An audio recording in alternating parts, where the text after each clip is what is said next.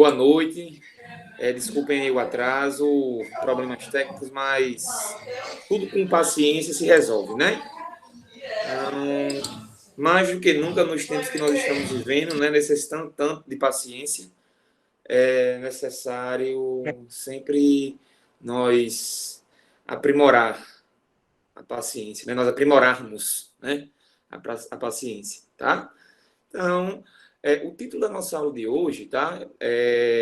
Essa aula, inclusive, nós já demos, tá? Lá no cursinho FIC, que o professor Jonaldo, inclusive, ele é coordenador lá no IF Currais Novos, tá? Nós já conversamos um pouquinho desse tema, tá? Lá no cursinho que nós temos, lá em Currais Novos, tá? Então, eu quero só saber rapidinho, eu quero que vocês me digam se vocês estão escutando direitinho, estão vendo o áudio, se está tudo ok. Vocês me falam aí no chat, por favor. Pronto. Micael está dizendo que sim, Alexia. Leonardo também. Ótimo, beleza. Então, não tem mais o que a gente testar, tá tudo ok. Então, em relação ao que foi perguntado aí, eu vou colocar, tá, uma listinha de exercícios. Esses slides eu mando também sem nenhum problema, tá? Então, vamos lá, pessoal. Olha só, quando eu crio um título, né, para uma aula como essa, né, significa dizer que um assunto aparentemente trivial, né, que às vezes é visto de uma maneira muito simples, muito por cima, né, pode aí ter muita coisa a ser explorada. Por quê? Porque a água, pessoal, ela está em tudo, né? Então, água sem decorar. Não precisa decorar, né, o assunto água.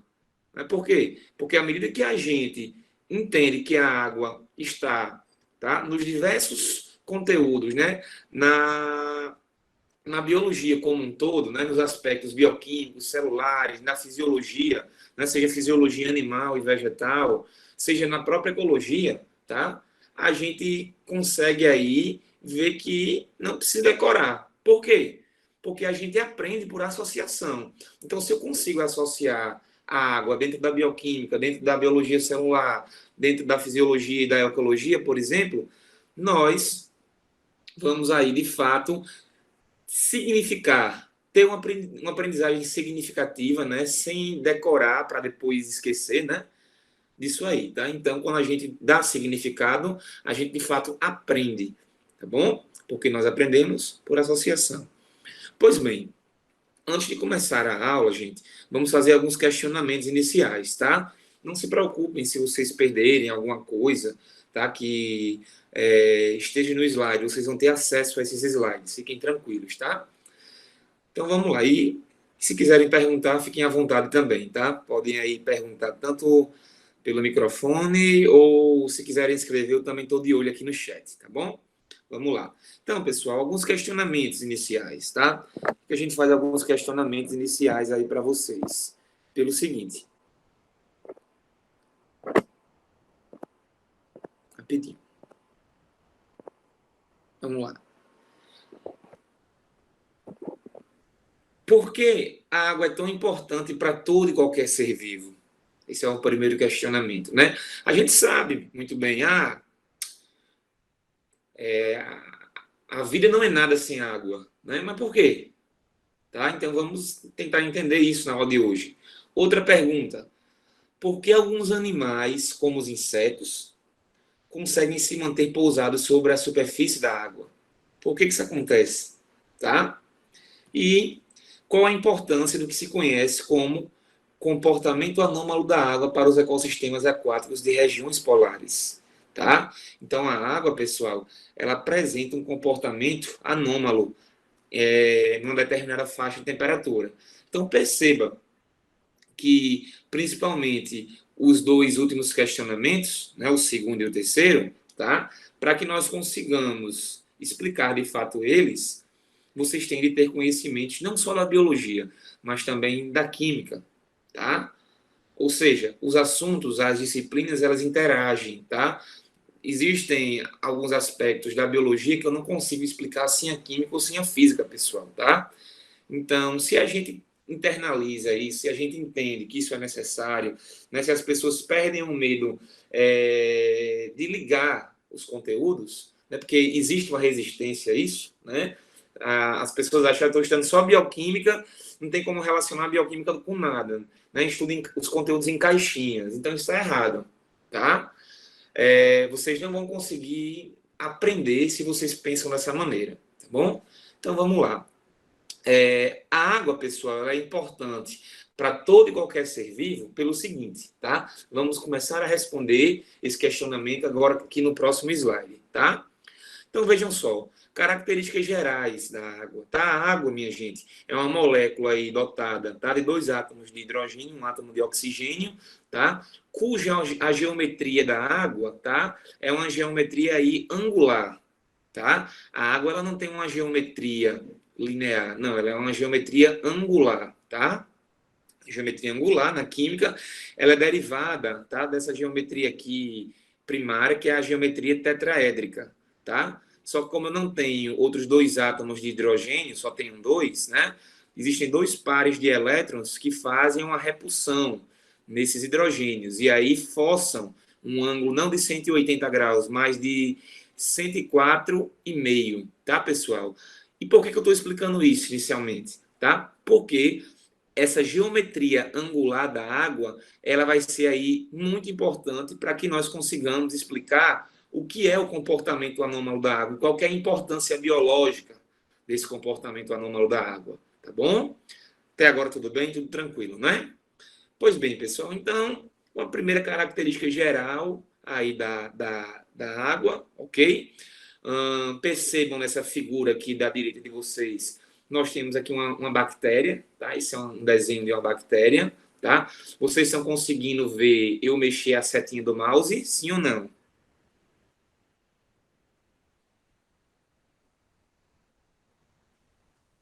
Valeu, Larissa. Obrigado. Tá bom, né, Carla? Valeu, Vanessa. Então, pessoal, percebam que essa bactéria, um micro-organismo, né, tem aí 70% de água e 30%, né, de outras substâncias químicas importantes, de outras biomoléculas, tá? Pois bem, então, não só uma bactéria, que é um micro-organismo, mas todas as nossas células, pessoal, também vão ter aí muita água, tá? A água, pessoal, é o composto químico mais abundante nos organismos vivos, tá bom? E nós temos aí, conforme a própria bactéria mostra aqui, uma proporção de 70% de água, tá? Em comparação às outras substâncias, às outras biomoléculas aí necessárias ao metabolismo, né, vital aí dos organismos, tá? Então, pessoal, por que que inicialmente nós dizemos aí que a água é tão importante? Tá aqui, pessoal. Porque toda e qualquer reação bioquímica só ocorre em meio aquoso. E digo mais, não só em meio aquoso, mas também é necessário a presença de enzimas, de biocatalisadores, de moléculas que em meio aquoso, tá certo? Fazem com que os reagentes de uma reação bioquímica, tá? Consigam, tá certo? Interagir de uma maneira mais rápida. E a reação, consequentemente, também acontecer mais rápida, tá? Então, essas enzimas, elas só atuam, só conseguem, tá? Pegar os reagentes ou um determinado produto de uma reação e converter esse produto, tá? Em outros produtos, né? Se a gente tiver uma rota de várias reações, para cada reação, gente, eu tenho uma enzima, tá? E cada enzima vai ter o mesmo papel, tá? Acelerar as reações. Então, essa aí é uma consequência da função da enzima, tá? A enzima, no final das contas, tem essa finalidade, acelerar as reações, fazer com que as reações nos organismos vivos, tá? Seja uma bactéria ou seja você, que está do outro lado da tela, tá? Que as reações bioquímicas ocorram de uma maneira aí mais rápida, tá bom? Beleza. Então, pessoal, dito isso, a gente já tem uma primeira questão aqui, tá? Eu gosto muito de colher o que já caiu no Enem em relação ao que nós estamos trabalhando, né? De modo que essa questão aqui, sem o que nós falamos até agora, vocês não conseguiriam resolver. Por quê? Porque a resposta ela não está exatamente tá? Se você pegar as letras A, B, C, D e E aí, não tem exatamente de maneira clara, explícita, tá? O que eu falei. Mas o que eu falei é necessário para que vocês resolvam a questão. Então prestem atenção aí. O lixo orgânico de casa, constituído de restos de verduras, frutas, legumes, casca de ovo, aparas de grama, entre outros, se for depositado nos lixões, pode contribuir para o aparecimento de animais de odores indesejáveis. Entretanto, sua reciclagem gera um adubo orgânico, que pode ser usado no cultivo de hortaliças, frutíferas e plantas ornamentais. Beleza? Vamos lá. A produção do adubo ou composto orgânico se dá por meio da compostagem, um processo simples que requer alguns cuidados especiais. O material que é acumulado diariamente em recipientes próprios deve ser revirado com o auxílio de ferramentas adequadas semanalmente de forma a homogeneizá-lo. Até aí, pessoal, ele está explicando como é o processo de compostagem, tal, como reutilizar o lixo orgânico, né? A questão faz uma contextualização, tá?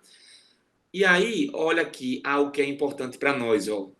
É preciso também umedecê-lo periodicamente. Olha só, pessoal, isso aqui vai ser importante, tá? O material de restos de capina pode ser intercalado entre uma camada e outra de lixo da cozinha.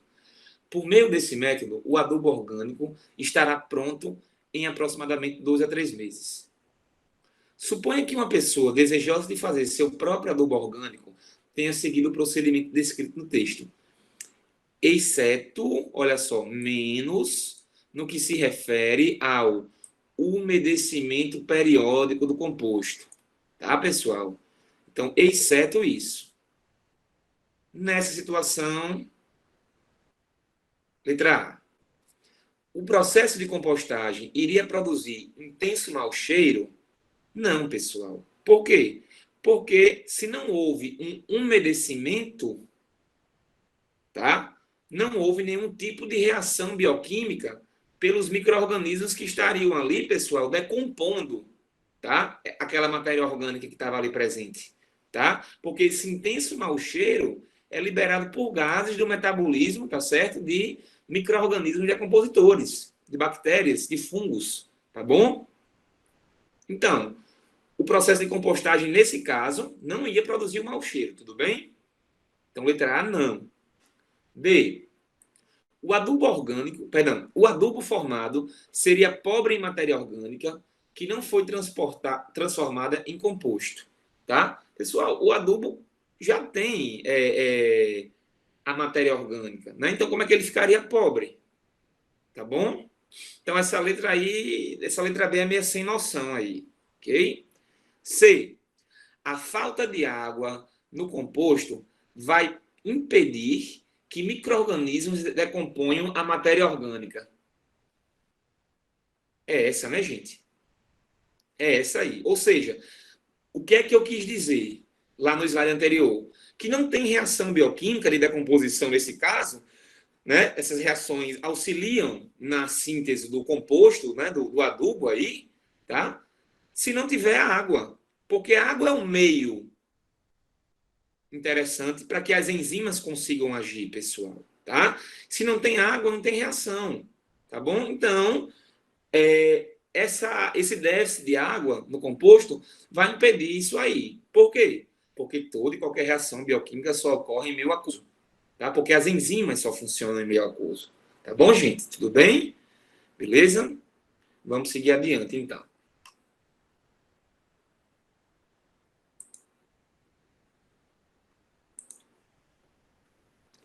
Quanto às funções biológicas da água, pessoal, tá? Quanto às funções aí biológicas da água, prestem atenção.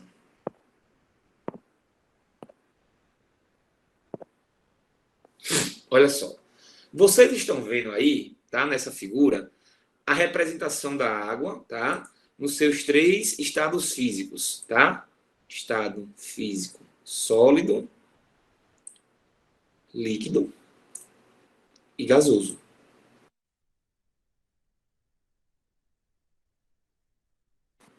Percebam, minha gente, que nós temos aí, tá? Uma maior desordem, uma maior desorganização, tá certo? Das moléculas no estado de vapor, certo? Percebem que as moléculas estão mais desorganizadas, mais desordenadas aqui?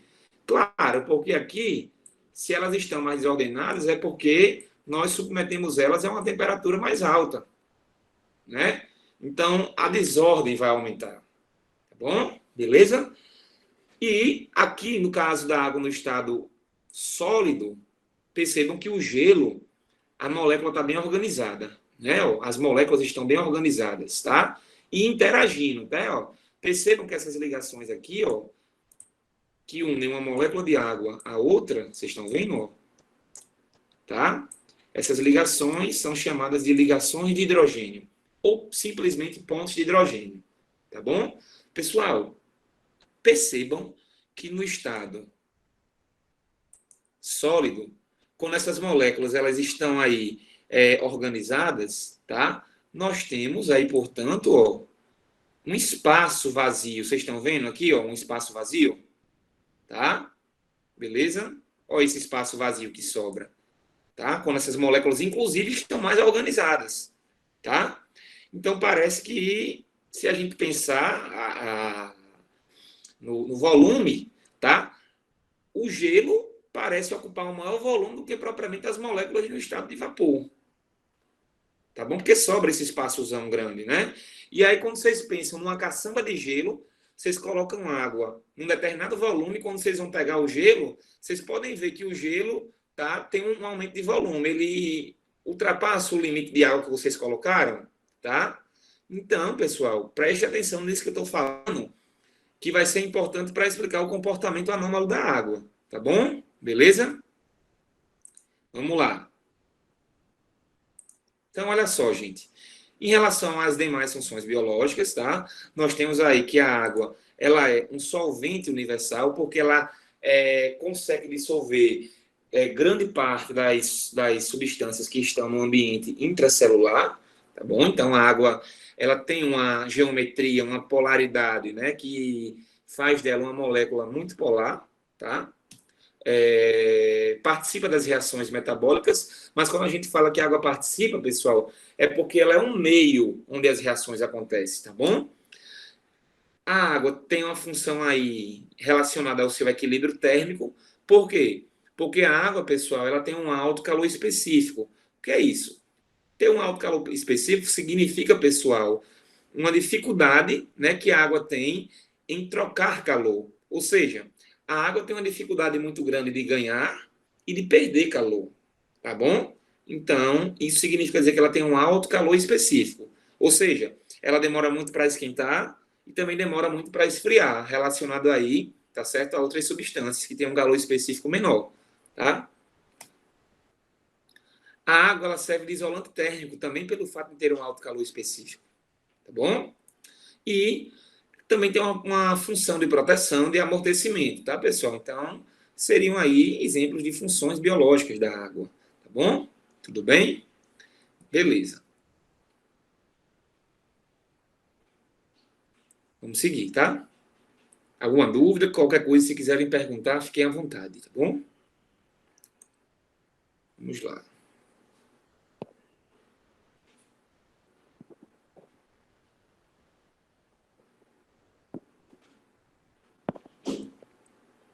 Ó, características gerais da água.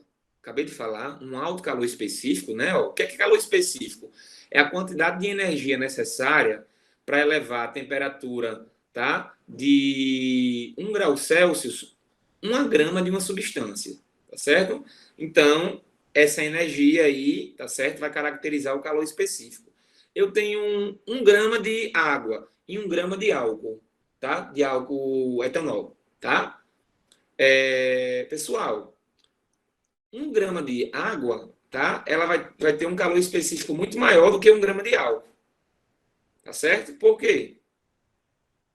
Porque eu tenho uma dificuldade muito maior de pegar 1 grama de água e aumentar 1 grau Celsius nesse grama de água do que 1 grama de álcool, tá? Se eu penso em massa, né?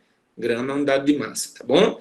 E aí, o que é que significa um alto calor específico? Uma inércia térmica, uma dificuldade de trocar calor, né, gente? Tá? Ou seja, existe uma distância na água, tá? Entre o ponto de ebulição. Opa, perdão. Isso, tá certo. O ponto de ebulição, ó, que aqui seria 100 graus Celsius, né? Nas condições, perdão, ao nível do mar, tá? E o seu ponto de solidificação aí, 0 graus Celsius, tá bom? Então, percebam, pessoal, que o motivo da água ela ser selecionada, né, como nosso solvente universal, é porque ela tem, nessa escala Celsius, aqui, por exemplo, tá? Um intervalo grande aqui, ó. Olha que intervalo grande ela tem. Em que estado físico da matéria a água estaria aqui nesse intervalo, pessoal? No estado líquido. Só um minutinho, Micael. Tá? No estado líquido. Tá bom? Ou seja, o estado líquido, pessoal, ele está em maior quantidade aqui, tá certo? E isso foi muito importante, tá bom? Em virtude, óbvio, da temperatura do nosso planeta, tá? E por que foi importante nós termos uma substância como a água que tem um grande intervalo aqui de temperatura, ó, no estado líquido? Porque a água é o meio onde acontecem as reações químicas, né, pessoal? Tá? A água, ou seja, no estado líquido, né? É em líquido, no estado líquido que as reações químicas acontecem, tá bom? Deixa eu só terminar de apresentar aqui, que eu vou ler a pergunta do colega. Tá? Tem uma elevada capacidade térmica, ou seja, ela consegue aí, tá, pessoal, armazenar, tá? Muita energia, tá? A molécula de água, muita energia térmica, tá? E aí o que eu falei para vocês, né, ó, um bom intervalo no estado líquido a água possui, tá bom? Então vamos lá, deixa eu ler a pergunta do colega. O colega pergunta assim: em relação ao alto calor específico, podemos citar como exemplo da temperatura da água do mar, do dia e da noite? Sim, claro, com certeza. Você pode ver que a água de noite ela está bem mais quentinha, né, Micael? E aí você entra numa boa à noite. E de dia a água está mais gelada, tá? Então por que que de noite a água já não esfriou? Porque ela tem uma dificuldade de perder calor, né, para o ambiente grande, em virtude do seu alto calor específico, exatamente. Bom, beleza? Corretíssimo. Propriedades da água, pessoal. Olha só. Coesão, adesão. O que é a coesão? Tá? A coesão, pessoal, é quando uma molécula de água, ou seja, quando moléculas de mesma natureza conseguem se unir, tá certo? Uma a outra, ok? Beleza? Só um minutinho, pessoal. A professora Bruna está mandando uma mensagem. Deixa eu só falar para ela que deu certo aqui.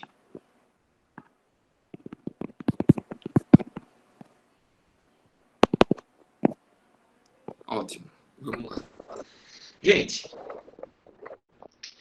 então coesão são... O que é que significa coesão? Coesão é quando uma molécula de água consegue se unir a outra. Ou moléculas que são semelhantes conseguem se unir, né? Coesão, uma molécula que é igual a outra consegue se ligar uma com a outra, tá? Adesão.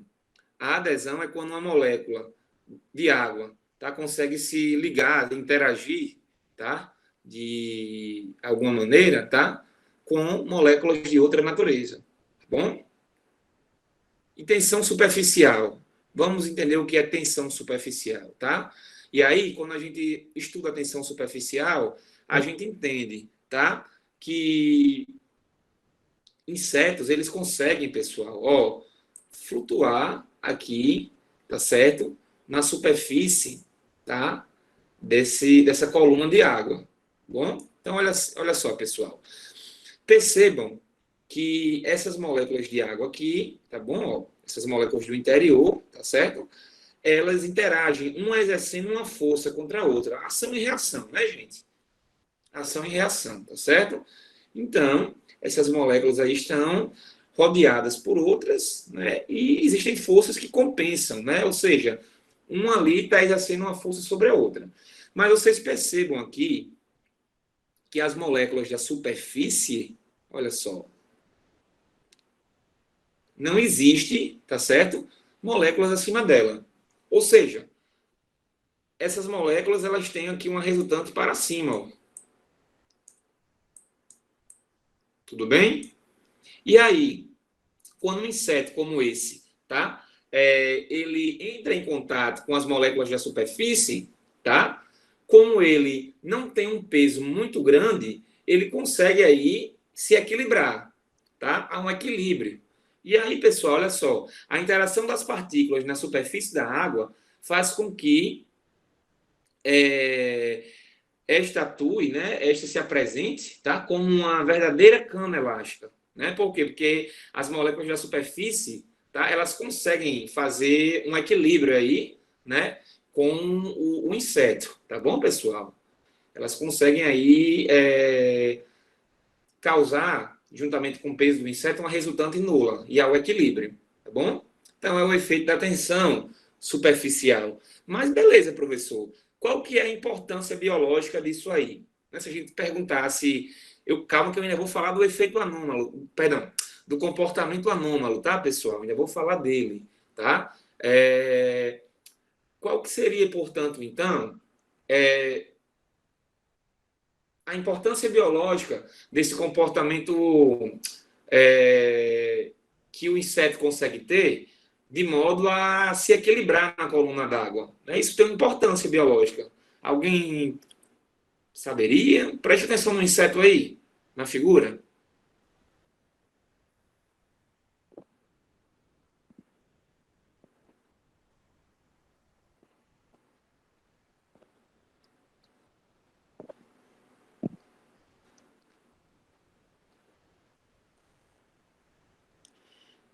Eu quero saber qual que seria a importância biológica da tensão superficial da água.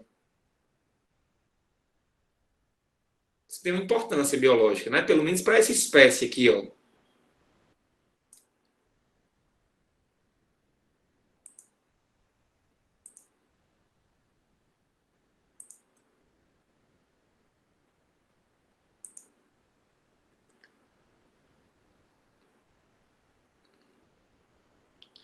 Micael falou assim: seria o inseto se hidratar com água? Não, Micael, não seria essa, tá? Seria o seguinte, tá? Como ele está em equilíbrio aqui, gente, o que acontece? Esse inseto, ele consegue aí, pessoal, ó,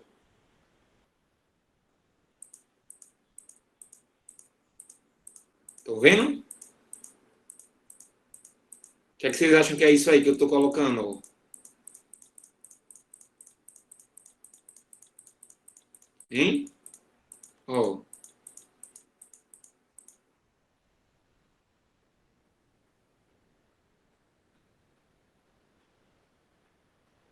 não, não, Larissa, nem Carlinha, não. Pessoal, o inseto, ele coloca os seus ovos aqui na coluna de água, entendeu? Então, o fato de ele conseguir se equilibrar na coluna de água faz com que ele consiga ovopositar, né? Pôr seus ovos aqui na coluna de água, né? Isso é importante.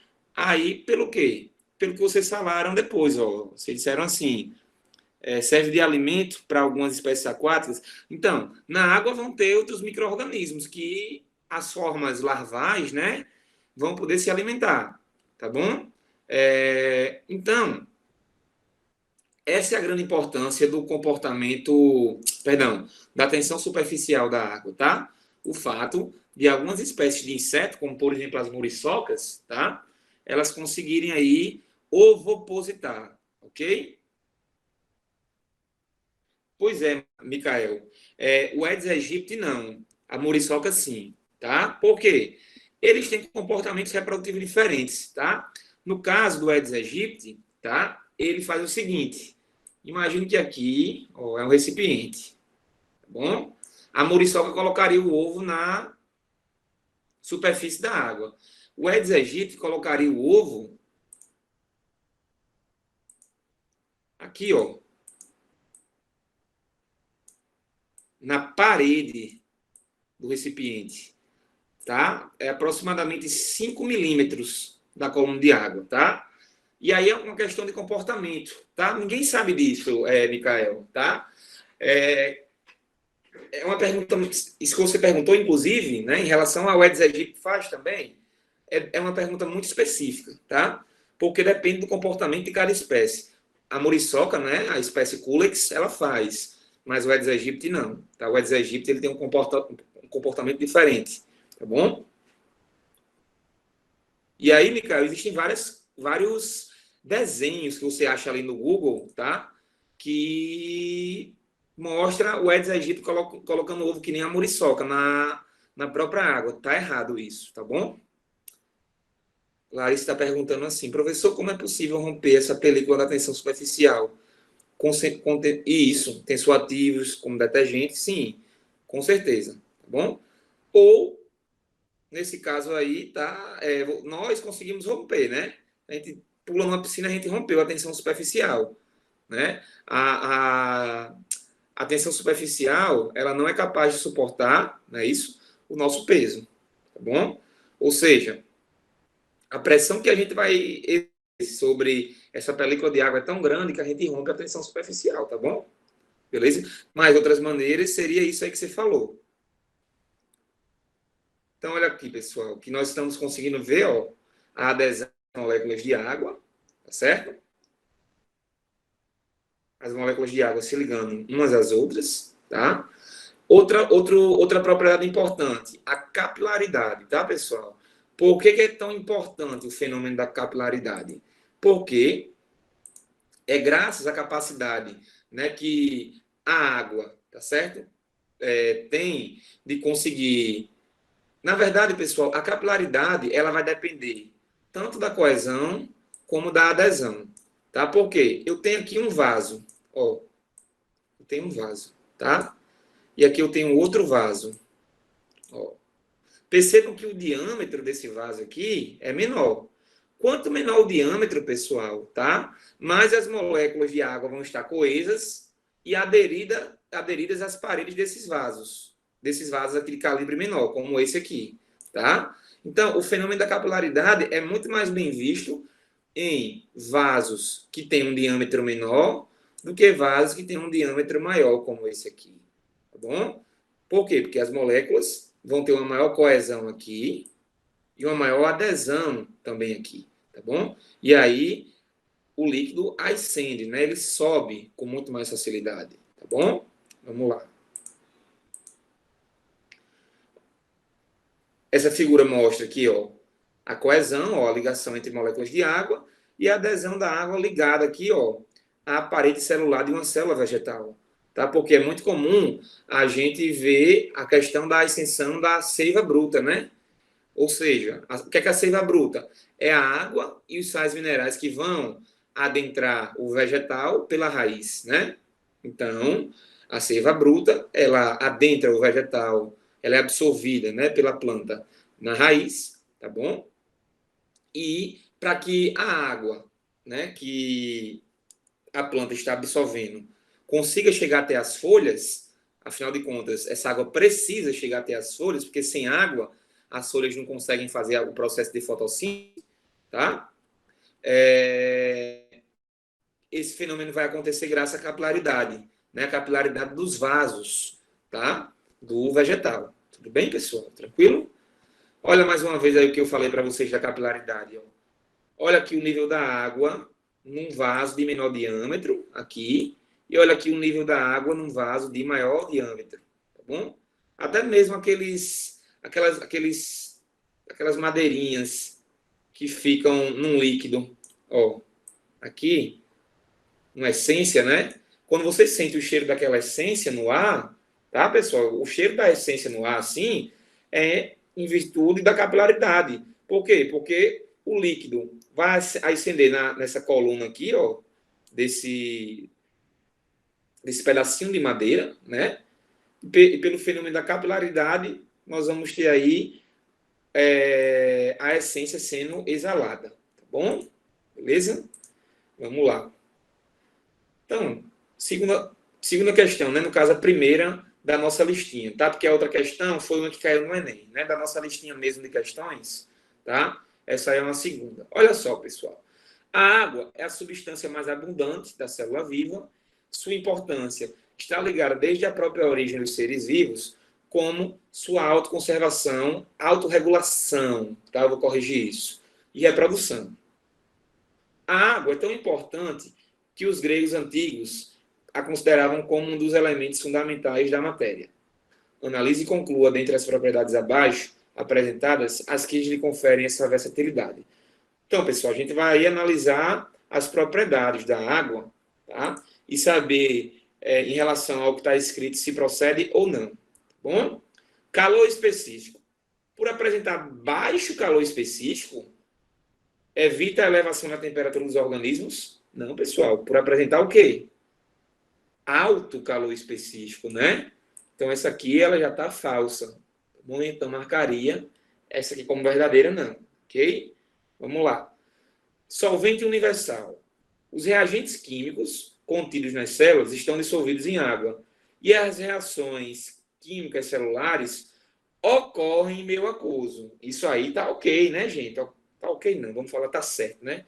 Está ok não nos traz boas lembranças não, tá? Vamos lá, vamos falar... tá certo. Então, isso aqui sim, ok. Vamos lá. Transporte. As plantas conseguem transportar a água que retiram do solo até as suas folhas mais altas, graças à capilaridade dos vasos do floema. Opa, pessoal, tudo certo? Até aqui, ó. Ó, isso aqui tá errado. Por quê? Porque essa água aqui que compõe a seiva bruta, certo? Ela não é, pessoal, tá certo? Transportada da raiz até as folhas pelos vasos do tecido chamado floema. Não, tá certo? A água, ela é transportada por capilaridade, tá certo? Transportada aí por capilaridade, ó. Não pelos vasos do floema, mas pelos vasos de um tecido chamado de xilema. Tá, pessoal? Detalhe, minha gente. Xilema é o nome do tecido, tá certo? Xilema é o nome do tecido. E esse tecido forma que vasos? Que vasos condutores dos vegetais? O tecido chamado xilema, ele vai formar os vasos, que nós chamamos de vasos lenhosos. Os vasos lenhosos, tá? Eles são constituídos por um tecido vegetal chamado de xilema, tá? E os vasos lenhosos, pessoal, eles vão transportar esses vasos aqui, eles transportam a seiva bruta. Eles transportam a seiva bruta, tá bom? Beleza? E o floema? O floema é um tecido vegetal, tá, pessoal? Que constitui o que nós vamos chamar de vasos liberianos, tá? O floema é um tecido vegetal que constitui aí, que forma os vasos liberianos, tudo bem? E os vasos liberianos, eles vão transportar aí, pessoal, a seiva elaborada, tá? Seiva elaborada nada mais é do que a matéria orgânica, produto da fotossíntese, tudo bem? Beleza. Então, essa aqui, ela tá incorreta por conta desse detalhe, tá bom? Essa aqui tá incorreta também, mas a segunda aqui tá correta. Bom? Então, atenção, pessoal, sempre vão olhando, ó. Falso, verdadeiro, falso, né? Até agora? Então, ó, falso, verdadeiro, falso. Já parece ser aqui a letra C ou a letra E também, né? Ó, tem aqui falso, verdadeiro, falso. Então, cuidado, é uma das duas. Vamos ver agora. Tensão superficial. Devido às altas forças de coesão, que é a atração das moléculas de água e outras substâncias polares hidrofóbicas, opa! Isso que está entre parênteses não é o conceito de coesão, não. É o conceito de adesão. tá? E adesão, atração das moléculas de água entre si. Opa, de novo. O que está entre parênteses aqui é o conceito de coesão. Então, eles trocaram aí, né, pessoal, os conceitos. Essa aqui está falsa, tá? Adesão, perdão, coesão é isso aqui.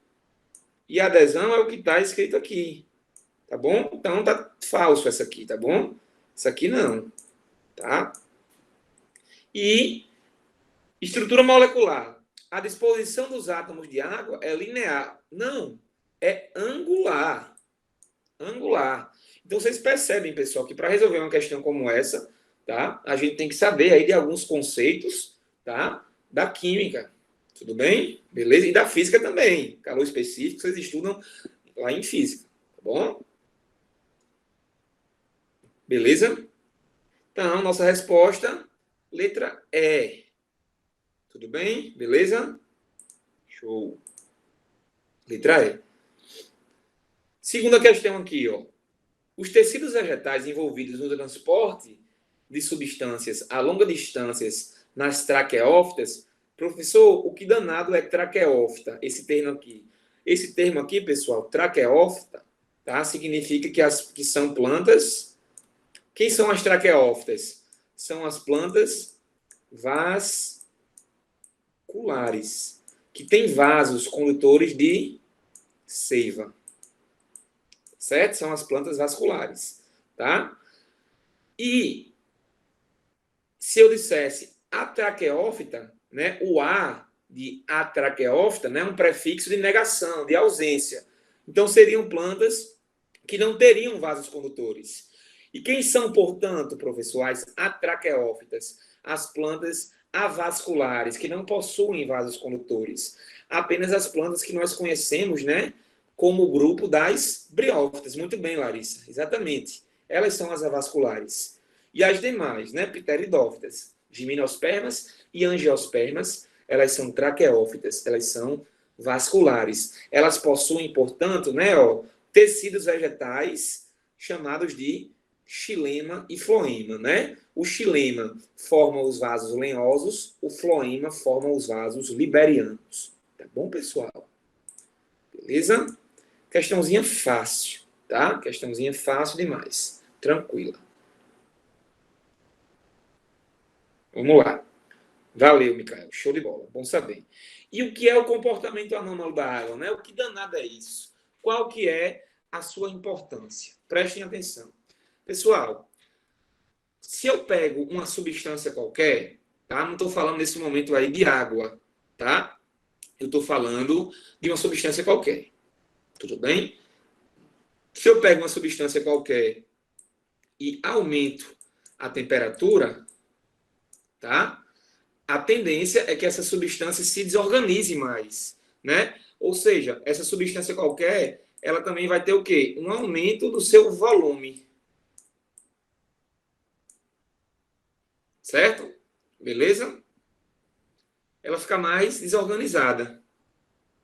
Isso se eu aumento a temperatura, né?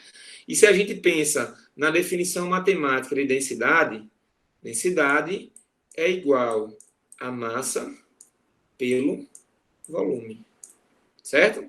De modo que se eu tenho um volume maior, eu vou ter uma densidade menor, certo? Acontece, pessoal, que para a água, se eu penso na água, pessoal, a água ela tem aí, tá certo? Um comportamento meio estranho no intervalo entre 0 graus Celsius e 4 graus Celsius. E 4 graus Celsius. Tá? Por quê, prof? Ela tem esse comportamento anômalo. Gente, se eu estou dizendo que para uma substância qualquer, se eu aumento a temperatura, eu aumento o volume. Tudo bem? Então, se eu aumento a temperatura da água de 0 graus para 4 graus, vocês concordam comigo que eu aumentaria também o volume da água? Eu não estou aumentando a temperatura, né, de 0 para 4? Então, a água aumentaria o seu volume, né? Acontece, pessoal, que, na verdade, a 0 graus Celsius, eu vou ter um volume não menor, mas maior do que a 4 graus Celsius. Vocês acreditam? Aí vocês podem perguntar, por quê? Porque a água a 0 graus, pessoal, ela está exatamente nessa conformação, desse jeito que vocês estão vendo. E aí eu pedi para vocês evidenciarem, né, nos slides passados, esses espaços aqui, ó. Se esses espaços estão vazios, quando as moléculas estão organizadas aí, no estado sólido, a 0 graus, a água ela vai dilatar. Ou seja, na verdade, o gelo dilata. É por isso que vocês, quando colocam uma caçamba de gelo, tá? No congelador, né? Na freezer da casa de vocês, tá? Vocês percebem que quando vão retirar o gelo, ele expandiu. Ou então, se vocês pegam uma garrafa dessa aqui, ó, de água mineral, vocês pegam uma garrafa dessa aqui, ó, de água mineral, certo? Vocês colocam ela em volume máximo. Possivelmente, pessoal, ela vai aí estourar, porque ela aumenta de volume a 0 graus. E a explicação é a geometria que ela adquire aí, né, em estado sólido. Pessoal, então, eu acho que vocês vão concordar comigo, né, já que conseguiram ver que o volume a 0 graus não diminui para a água, estou falando da água, certo? Mas sim aumenta esse volume a 0 graus. Então, se eu novamente para a água, certo? Se eu pego a definição matemática de densidade, densidade é igual a massa pelo volume. Então, se o volume aqui, ó, pessoal, do gelo é maior do que o da água, o volume aumenta e a densidade do gelo diminui. É por isso que o gelo boia na água. Porém, pessoal, a gente tem que conseguir ver mais além. Qual é a importância biológica disso? Isso tem uma importância biológica, minha gente, sabiam? Olha só. Esses gráficos aqui é só para mostrar para vocês, tá? Que a 0 graus, eu tenho o quê? Ó? A 0 graus, um volume maior, tá? E a 4 graus, um volume menor, certo? Beleza? E aqui, ó, a 0 graus, eu tenho uma densidade menor, ou seja, a densidade do gelo é menor do que a densidade aqui, ó, da água a 4 graus. Tudo bem? Esses gráficos só querem dizer isso, tá? É muito simples, é só você unir dois pontos. Perdão. Pegar um número aqui do eixo das ordenadas e o número do eixo das abscissas e formar um ponto. Ó, isso aqui é um ponto no plano cartesiano. Bom? Beleza? Vamos lá. Então, gente, olha aqui qual que é a grande importância biológica do comportamento anômalo da água. Como o gelo é menos denso, né? Como o gelo é menos denso, tá? Nós vamos ter aí que o gelo ele ascende na coluna d'água, tá? E a água fica nessa parte de baixo, porque o gelo ele faz um isolamento, de modo que essa água não consegue trocar lá tanto calor com o ambiente externo. E, portanto, há a possibilidade de vida, né, abaixo dessa camada de gelo, né, pessoal? Então, essa é a grande importância do comportamento anômalo da água. Porque a água não congela de baixo para cima. A água congela de cima para baixo. Se a água congelasse de baixo para cima, ela seria mais densa. E aí não existiria a possibilidade de nós termos vida, tá? Aqui nessa camada. Tá bom, pessoal? Deu para entender aí direitinho? Tranquilo? Vamos seguir. Transporte transmembrana, pessoal. Então, eu quero falar em relação a esse transporte transmembrana, obviamente que do transporte que envolve a água, tá? Gente, a água, tá? Ela atravessa a membrana de uma célula, ou seja, ela entra e sai através da membrana da célula, tá? Por um processo chamado de difusão, tá bom? Difusão. E quando essa difusão acontece pelos fosfolipídios da membrana plasmática, que são mais ou menos assim, ó, tá? Os fosfolipídiozinhos da membrana, eles são mais ou menos assim. Essa difusão é chamada de difusão simples, tá? A difusão simples, tá bom? É o transporte, tá certo? através de fosfolipídios, tá? De membrana, tá bom? Todas as difusões simples, pessoal, são transportes passivos, ou seja, transportes que não requerem gasto de energia da célula, tá bom? Belezinha? E todo e qualquer transporte passivo, pessoal, acontece a favor do gradiente de concentração, ou seja, a substância está fluindo de um meio mais concentrado para um meio menos concentrado, de um meio onde ela tem mais, onde ela existe em maior quantidade, para um meio aonde ela tem em menor quantidade. Tá bem, pessoal? Tranquilo? Beleza? Então, olha só. Quando eu digo, pessoal, que as difusões simples acontecem via lipídica, é através dos fosfolipídios, tá? Ou seja, uma via fosfolipídica, tá? E todo transporte via região fosfolipídica da membrana é passivo, tá? Todo transporte através de membrana fosfolipídica, tá? Da região fosfolipídica, na verdade, tá? É passivo, tá bom? Ou seja, nós temos aí que os transportes passivos acontecem através de uma diferença de concentração, ou no caso dos gases, de uma diferença de pressão parcial, porque os gases, como o oxigênio, o CO2, o próprio monóxido de carbono, né, o CO, eles também ultrapassam a membrana pela região fosfolipídica, tá bom? E aí, pessoal, sempre, todo e qualquer transporte passivo, ele sempre vai acontecer, ó, a favor do gradiente de concentração. O que é que significa dizer esse termo, professor? A favor do gradiente de concentração, que é de onde o meio está mais concentrado para o meio menos concentrado. Tá bom? Pessoal, existe difusão simples de soluto, existe difusão simples de solvente, existe difusão simples aí de gases, tá? Beleza?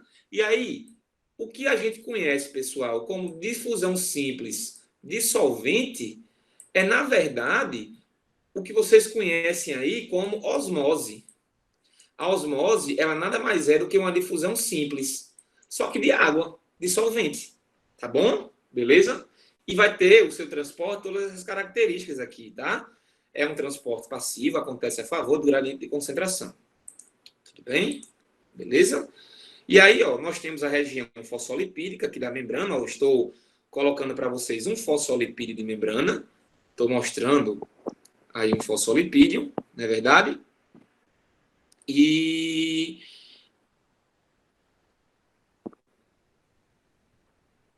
só um minutinho, gente. Opa.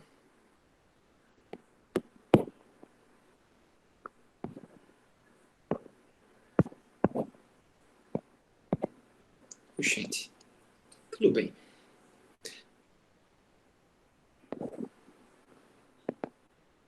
Vamos lá. Então, olha só. A região fosfolipídica, né, o fosfolipídio, tá? Ele tem uma região que é uma cabeça, tá? Polar, ou seja, se é polar, é hidrofílico, ou seja, tem afinidade com água. Mas essa mesma molécula tem uma região que é hidrofóbica, apolar, que são essas caudas carbônicas aqui, ó, de hidrocarboneto, tá bom? E aí, pessoal, quando a gente diz que uma substância, que no caso aqui é o fosfolipídico, ao mesmo tempo, tá, tem uma natureza polar e apolar, nós dizemos que é uma substância chamada de... Os fosfolipídicos, né, são substâncias chamadas de anfipáticas ou anfifílicos, tá? Os fosfolipídicos, por terem ao mesmo tempo um caráter polar e apolar, são substâncias aí chamadas de anfipáticas ou anfifílicas, tá?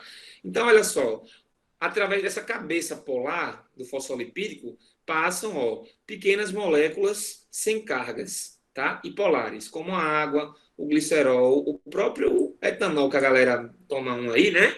Atravessa aí as membranas pela região da cabeça polar dos fosfolipídios, tá bom? E as caudas fosfolipídicas, pessoal, olha só que interessante. Nós vamos ter moléculas apolares, ó, sendo ultrapassadas pela região das caudas fosfolipídicas, tá? Olha aqui como é que é a molécula. Está aqui a cabeça polar, ó, e aqui as caudas de carbono. Quanto mais carbono, isso aqui na química orgânica, vocês veem, ó, quanto mais carbonos uma cadeia de carbono tem, mais apolar ela é, né? Mais insolúvel ela é. Tudo bem? Beleza? Vamos seguir. E aí, pessoal, o nosso grande exemplo, tá? Para entender osmose, tá? São as nossas células vermelhas sanguíneas, né? Nós chamamos as nossas células vermelhas sanguíneas de quê? De hemácias ou glóbulos vermelhos. Hemácias, glóbulos vermelhos ou ainda eritrócitos. Eritrócitos, tá? Então, são termos aí que nós atribuímos às células vermelhas do sangue, tá? Beleza? E aí, pessoal, se essas células vermelhas do sangue, tá? Elas ficam muito concentradas em solvente, em água, se tem muita água dentro delas, significa dizer que vai ter o quê? Pouco soluto dentro delas, tá? Então, gente, quando as células estão dessa maneira aqui, ó, vocês estão vendo? Ela tá túrgida, ó, inchada aí, ó, cheia de água, tá? Tá entrando mais água do que saindo. E aí nós temos aí um aumento do volume dessa célula. Como tem mais solvente do que soluto, a concentração de soluto é baixa e a concentração de solvente de água é alta. Mas, repito, como tem pouco soluto, ela tem uma baixa tonicidade, tá bom? Por quê? Porque a quantidade de soluto é baixa, tá bom? Quando, pessoal, eu tenho uma alta quantidade de soluto dentro da célula, consequentemente, a gente viu, tá vendo aqui que essa célula está perdendo água. Então, a célula diminui o seu volume, ó. Ela fica encarquilhada, ela fica crenada, tá? Ela fica aí, pessoal, desidratada. Tudo bem? Ela perde mais água do que ganha. Então, ela tem uma concentração alta de soluto. Ela fica hipertônica. Tá bom? Tudo bem? E quando nós temos as concentrações de água iguais no meio extracelular e no meio intracelular, nós temos uma iso. Iso é de igual. Uma tonicidade igual entre os meios. Tá bom, pessoal? Tudo bem? Beleza? Então, se eu tenho uma célula onde essa célula está muito pouco concentrada em água, ela está hipertônica. Então, a tendência é que entre água, porque a água vai estar mais concentrada fora da célula, né, do que dentro. Então, essa água aí, ela vai entrar por osmose, por difusão simples de solvente, porque ela está em maior quantidade fora do que dentro da célula, tá? E aí, pessoal, poderia acontecer o caminho inverso também, tá bom? O meio, é, o meio interno está mais concentrado em água e o meio externo está mais concentrado em soluto. E aí a água passaria para o meio externo, né, por osmose, né, porque a água estaria mais concentrada no meio interno e ela passaria, tá, para o meio externo. E aí, pessoal, todo e qualquer transporte passivo, ele objetiva equilibrar as concentrações, né? Ou seja, fazer com que as concentrações de soluto e solvente sejam iguais em ambos os meios, no meio intra e no meio extracelular, tá bom? Beleza, pessoal? Tranquilo? Então, uma concentração de cloreto de sódio desse soluto, tá? A 9%, aqui, ó, é a concentração isotônica no nosso sangue. Por isso que lá o sorozinho fisiológico, quando a gente vai no hospital tomar, tá lá, ó, soro fisiológico a 9% em NaCl.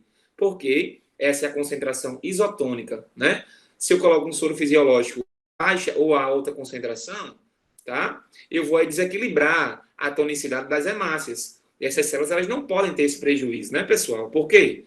Porque as hemácias, elas são responsáveis pelo transporte de oxigênio nas nossas células, tá? Não só do oxigênio, né? De gases respiratórios, como o CO2 e o monóxido também, tá bom? Então, a gente não pode desequilibrar elas osmoticamente, porque elas podem ter uma perda de função nesse sentido, né? De não transportar os gases respiratórios. Beleza? Então, aqui uma brincadeirinha para vocês verem, tá? Hipotônico, ó. Ó o meu ficando hipotônico. Entrando mais água, ó. A célula, ela aumentando o seu volume, ó. A célula isotônica, ou seja, o que sai entra, né, de maneira igual, então a célula está sempre com a concentração interna igual à concentração externa, tá? Tanto de água como de sais, de soluto, né? E quando a célula está hipertônica, né, pessoal? Ó, a célula está hipertônica, nós temos aqui, ó, mais moléculas de água saindo do que entrando, tá bom? Beleza?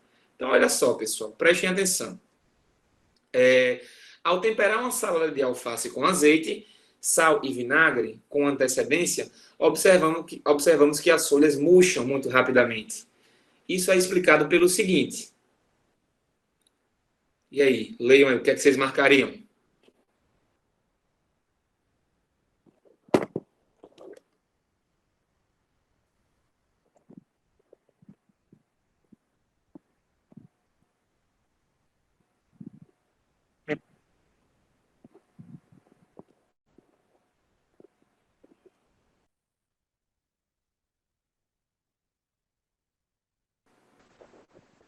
O que é que vocês marcariam aí?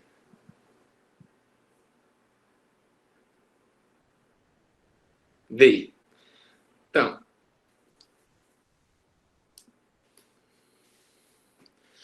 ao temperar uma salada de alface com azeite, sal e vinagre, ou seja, pessoal, olha só, solutos.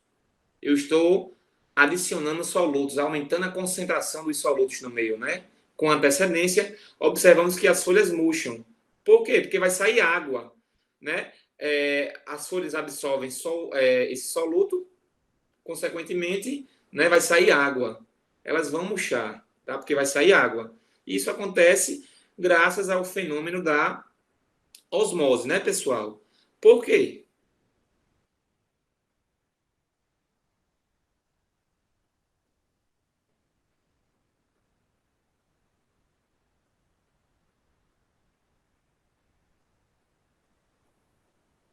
Ó, a resposta, então, ó, B. Pois dentro das células o meio é menos concentrado em soluto. Muito bem, tá? Beleza? Professor, o que é difusão facilitada? É um tipo de transporte ativo, mas não por fosfolipídios de membrana, mas sim por proteínas de membrana. Tá bom? Beleza? Tranquilo? Massa. Outra questão que cai no Enem aí, pessoal, tá? Olha só. Uma das estratégias para a conservação dos alimentos é o salgamento, adição de cloreto de sódio. É historicamente utilizado por tropeiros, vaqueiros e sertanejos para conservar carne de boi, porco e peixe. O que ocorre com as células presentes nos alimentos? Ou seja, pessoal, o cara coloca sal, vai sair água, né? Ou seja, ele vai ressecar a carne, né? Então, a grande concentração de sal no meio extracelular provoca a saída de água de dentro delas. E aí, por que, pessoal, que isso é utilizado para conservar os alimentos, né? Porque se o meio perde água, tá certo? As bactérias decompositoras não vão ter ali um meio para poder realizar as reações bioquímicas que vão fazer o processo de decomposição da carne, tá bom? Então, isso era uma estratégia de conservação. Entenderam, pessoal? Tranquilo? Beleza? Pois bem, pessoal, então era isso, tá? Por hoje. Numa próxima oportunidade, a gente vai falar aí, tá? De alguns fenômenos ecológicos, tá? Relacionados à água, tá? E vamos brincar mais de outros assuntos importantes aí com vocês, tá? Todo ano eu faço uma estatística, tá? Para ver o que é que tem caído mais no Enem, tá? E aí eu tenho uma estatística dos últimos 10 anos, tá? Relacionado ao que cai mais na nossa prova de biologia. E a gente vai sempre trazer para vocês temas que têm aí maior chance, maior probabilidade de cair. Tá bom, pessoal? Então, por hoje.